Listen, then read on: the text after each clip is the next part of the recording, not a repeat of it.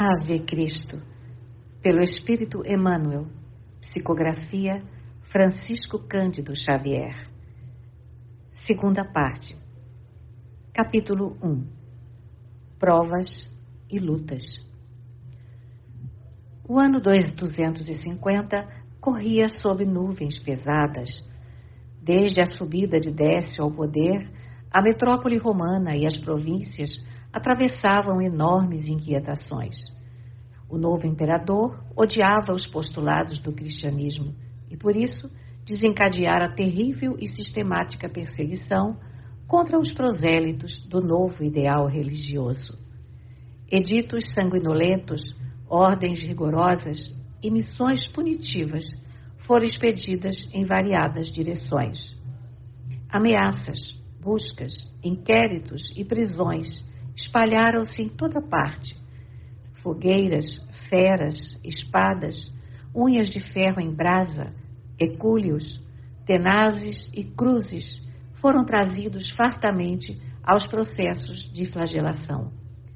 Prêmios foram estabelecidos para quem inventasse novos gêneros de tortura.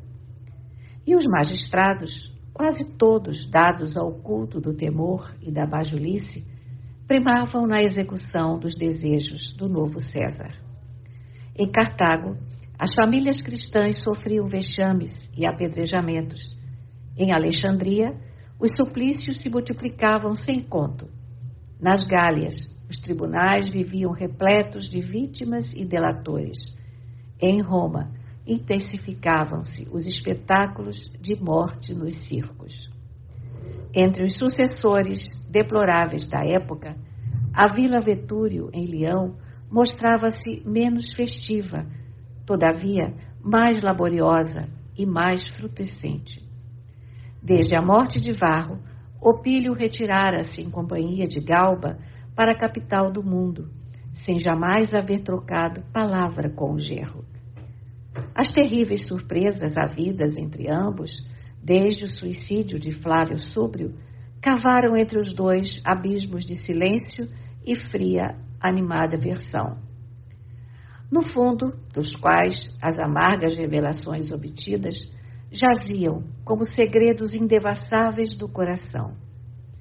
Desajustado, desde o instante em que tomara conhecimento da verdade alusiva ao pretérito, Tassiano buscava afogar do serviço as mágoas e as preocupações que lhe conturbavam o mundo íntimo. Devotado à esposa, que sempre lhe merecia o maior carinho, tentou concentrar nela todos os seus cabedais afetivos. Entretanto, Helena era demasiado frívola para compreender-lhe a dedicação. Absorvida em atividades sociais numerosas, viajava frequentemente, ora visitando relações de amizade em localidades fronteiriças, ora seguindo ao encontro do pai e do irmão na metrópole imperial.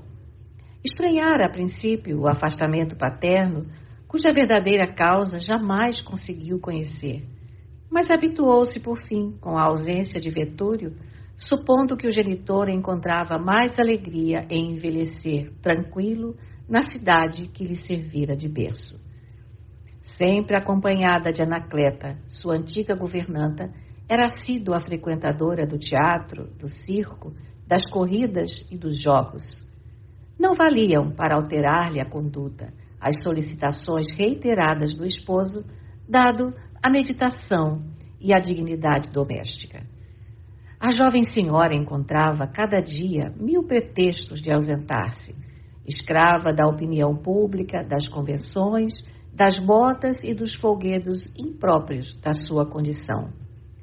Vetúrio realmente se desligara do enteado, mas não largara mão dos interesses patrimoniais e, a fim de proteger-se, enviara à herdade um liberto grego de sua confiança, de nome Teódulo, conferindo-lhe o direito de partilhar com o genro os serviços administrativos. Teódulo era um solteirão inteligente e astuto, invariavelmente disposto à curvatura da cerviz para oferir vantagens para si mesmo. Fizera-se amigo de Tassiano, mas em muito maior grau da esposa, cavando sutilmente a separação entre os dois. Se a dona da casa pretendia um passeio a Viena ou a Narbona, era o primeiro a apresentar-se para guiar-lhe a condução. Se desejava cruzar o Mediterrâneo para excursões a Roma e adjacências, era ele a pessoa indicada para segui-la de perto, de vez que o marido, com estranheza para a mulher, não parecia inclinado a qualquer reencontro com o sogro. Tassiano, não obstante o vigor juvenil dos 34 anos, revelava-se profundamente modificado. Não era mais o moço de outro tempo. Ensimesmara-se. Já que lhe não era possível encontrar na companheira a confidente desejável, vivia psiquicamente insulado, aplicando no serviço do campo todo o potencial de suas forças. Não podia crer-se rico, de vez que se achava ligado aos interesses de Vetúrio, preso à fatalidade doméstica. A propriedade era aquinhoada de rendas substanciosas, mas a sua posição em família colocava-o em subalternidade econômica, de vez que, no fundo, Helena era a filha legítima, com quem o dono da herdade se entendia diretamente, através de correios constantes. Muitas vezes considerara a conveniência de adquirir um sítio em que pudesse exercer a autoridade que lhe era própria. Entretanto, a realização nunca saíra do projeto. As despesas da esposa eram demasiado expressivas para que pudesse aventurar-se em semelhante cometimento. Helena despendia somas enormes no fausto de sua carreira social. Por isso mesmo, interrompida a intimidade dele com o padrasto, desde a morte de Varro, via-se o rapaz torturado por incessantes problemas financeiros que as suas múltiplas atividades mal permitiam resolver. A única compensação que usufruía era o consolo que lhe vinha da constante ternura da segunda filha. Nascera Blandina em 243, como se fora uma bênção que o céu lhe houvera reservado ao coração. Enquanto a primogênita, menina e moça, apegava-se ao espírito materno, copiando-lhe as predileções e atitudes, a menor colava-se ao pai exclusivamente. Acompanhava-o em seus giros solitários pelo bosque, seguia-lhe as meditações no jardim. Não valiam ralhos da governanta, nem observações dos mais íntimos. Blandina parecia uma flor permanente a engastar-se na destra paterna. Diariamente, ao amanhecer, era a única pessoa de casa a orar, em companhia de Tassiano, ante a estátua de Cíbele, a deusa maternal. Certa manhã, vamos encontrá-los conversando em extenso vinhedo. Papai, indagava ela, de cabelos soltos, beijados pela luz solar, quem fez o campo assim tão belo? O genitor, sorrindo, respondeu feliz. Os deuses, filhinha. Os deuses nos concederam as árvores e as flores para o embelezamento de nossa vida. A menina, embriagada de júbilo infantil, tomou um cacho de uvas amadurecidas e perguntou de novo: Mas, papai, qual dos deuses nos traz uvas tão doces? O companheiro, satisfeito com a curiosidade dela, sentou-a nos joelhos explicando: Quem nos concede a bênção da colheita é Ceres, a generosa deusa da agricultura. Talvez, prevendo novas interrogações da pequena, continuou: Ceres fez longas viagens entre os homens, ensinando-os a arar o solo e a preparar boas sementeiras. Possuía uma filha, de nome Prosérpina, cariosa e bela como tu, mas Plutão, o rei dos internos, roubou-a, cruel. Oh, por quê? Interferiu Blandina, interessada. E o moço prosseguiu pacientemente. Plutão era tão feio, que não achou mulher que o amasse. Então, um dia, quando Prosérpina colhia flores nos campos sicilianos, o medonho Plutão assaltou-a e conduziu-a para sua horrível morada. Pobrezinha, lamentou a pequerrucha penalizada. E a mãe dela não encontrou algum meio de salvá-la? Ceres sofreu muito até que lhe descobriu o paradeiro. Desceu aos infernos a fim de recuperá-la, mas a filha era meiga e bondosa, e por isso afeiçoara-se ao tirano que fora obrigada a receber por marido. Compadecendo-se do esposo, não mais quis voltar. Ceres, então muito aflita, recorreu a Júpiter, o senhor do Olimpo, mas tantas perturbações sobrevieram que o grande deus julgou melhor determinar que Prosérpina, cada ano, passasse 6 meses em companhia da mãezinha e os 6 restantes junto do companheiro. A menina suspirou aliviada e comentou: Júpiter, nosso pai do céu, foi sábio e bondoso. Em seguida, os olhinhos vivos e escuros se lhe iluminaram. Abraçou Tassiano nervosamente e indagou: Papai, se Plutão me roubasse, o senhor me procuraria? Sem dúvida, replicou Tassiano, rindo-se. Mas não há perigo. O monstro jamais nos incomodará. Como sabe o senhor? O paizinho enlaçou-a, informando: Temos nossa mãe Cíbele Blandina. Nossa divina protetora jamais nos abandona. A pequena, confiante, estampou satisfação e paz na fisionomia ingênua. Enquanto o moço patrício passava a orientar o trabalho de alguns escravos, a criança correu, alhures, encontrando grande borboleta a mover-se dificilmente. Blandina recolheu-a com extremo cuidado nas dobras do leve péplo de lã e apresentou-a ao genitor, reclamando: Paizinho, será que as borboletas não possuem um Deus que as ajude? Como não, minha filha? Os gênios celestes cuidam de toda a natureza. Mas onde estaria o socorro para uma pobre criatura como esta? Tassiano sorriu e, dando-lhe a mão, acentuou: Vamos comigo, vou mostrar-te. Deram alguns passos e alcançaram límpida corrente. Tassiano, carinhoso, indicou-lhe o córrego cantante e esclareceu: As fontes, minha filha, são dádivas do céu em nosso favor. Deixa a tua borboleta ao pé das águas. Ela está sedenta. A pequena obedeceu feliz e ambos, pelo dia adentro, passearam juntos e juntos brincaram, observando os lagartos que se arrastavam ao sol. Para o filho de Quinto Varro, agora introspectivo, a presença da menina era talvez a única felicidade que desfrutava na terra. De retorno à casa, corados e bem dispostos, foram recebidos com grande reboliço.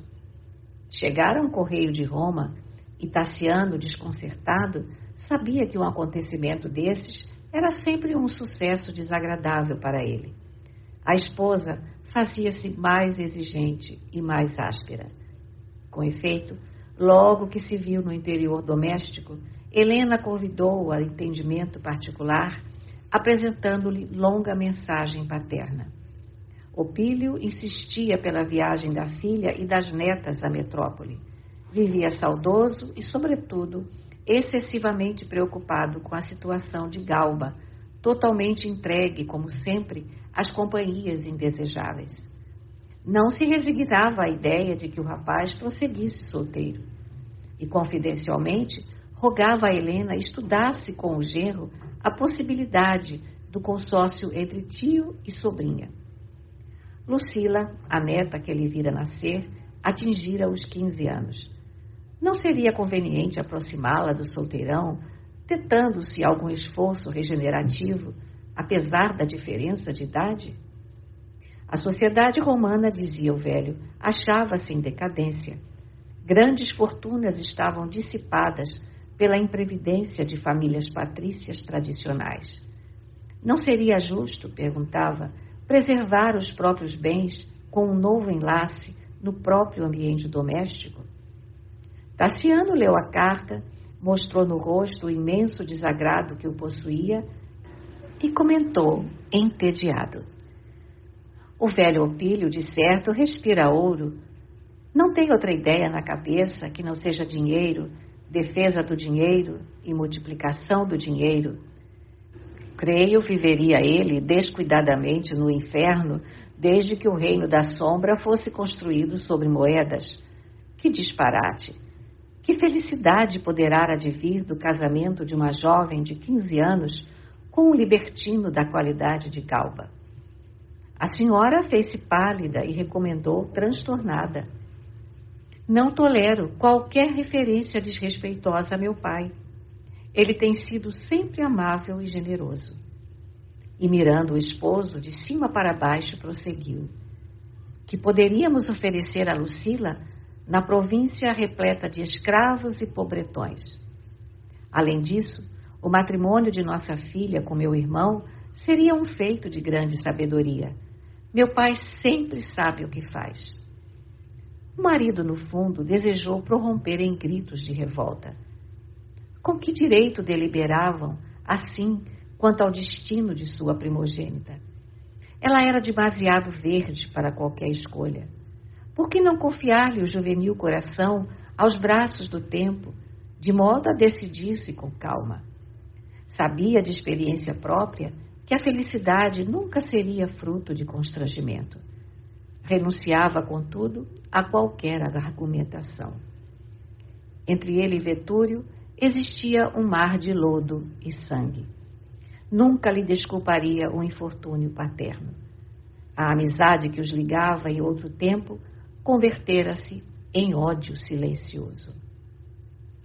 Entretanto, a esposa era filha dele e no sangue das filhinhas era obrigado a receber-lhe a marca familiar. Poderia discutir, contender, guerrear, contudo era agora individualmente pobre e não conseguiria vencer o gigante financeiro que o destino lhe impusera por padrasto. E a lutar verbalmente com Helena, não seria preferível calar-se? Diante da sombria mudez do esposo, ela continuou. Há mais de 1 ano não vejo meu pai. Agora devo seguir. Outra alternativa não me resta. A embarcação estará em Massília, provavelmente na semana próxima. Desta vez suponho contar contigo. Meu pai espera por ti há muitos anos. Como quem despertasse de um pesadelo, Tassiano replicou mal-humorado. Não posso. É isto. Sempre que necessito de teu concurso para alguma excursão importante, primas pela ausência. Temos um mundo vasto de alegrias e divertimentos, mas preferes o cheiro de cabras e cavalos. Helena, não é bem assim, considerou o marido apoquentado. O trabalho. Ela, porém, interrompeu-lhe a palavra entre irritada e áspera. Sempre o trabalho, a eterna desculpa. Não te amofines, seguirei com Anacleta e Teódulo em companhia das meninas. O dono da casa sentiu-se ferido, só em pensar na separação da filha menor, e observou instintivamente. Precisarás de séquito assim tão grande? Não te queixes, falou a mulher sarcástica. Cada qual recebe o que procura. Se pretendes solidão, não te agastes por falta de companhia. O marido não respondeu. A filha de Vetúrio começou a providenciar. Costureiras, floristas, ourives e artífices trabalharam com grande azáfama. Todavia, no meio do entusiasmo geral, Blandina choramingava incessantemente. Insistia em ficar. Não queria deixar o genitor. A dona da casa, entretanto, não alterava a opinião. As netas deveriam partir ao encontro do avô.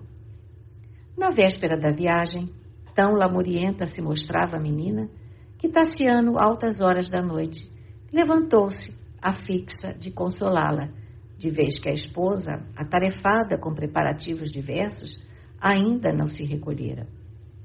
Dirigindo-se de um aposento a outro, ouviu rumores abafados em pequeno terraço próximo. Sem ser percebido, lobrigou Helena e Teódulo em colóquio afetuoso. A intimidade a que se entregavam não lhe propiciava ensejo a mínima dúvida, quanto à comunhão amorosa entre os dois. O coração bateu-lhe descompassado. Sempre descansara acerca do procedimento da esposa, apesar do temperamento explosivo com que Helena se caracterizava. Experimentou o impulso de estrangular Teódulo com mãos frias e implacáveis. No entanto, os gemidos de Blandina despertavam-lhe os sentimentos de pai. O escândalo não traria compensações. Ao invés de refazer-lhes o destino, agora plenamente atormentado, recairia como flecha incendiária sobre a família que o céu lhe confiara. Punir a esposa seria condenar as filhas.